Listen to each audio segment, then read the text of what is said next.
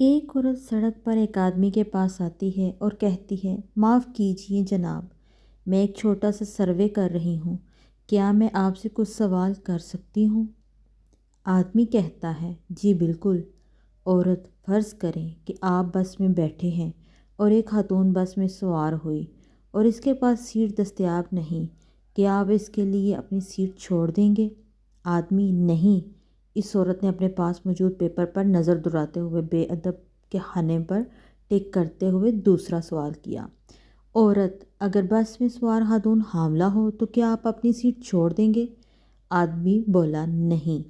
اب کی بات خود غرضی پر ٹک کرتے ہوئے اگلا سوال کیا۔ عورت، اور اگر وہ خاتون جو بس میں سوار ہوئی وہ ایک بزرگ خاتون ہو تو کیا آپ ایسے میں اپنی سیٹ دیں گے؟ آدمی، نہیں۔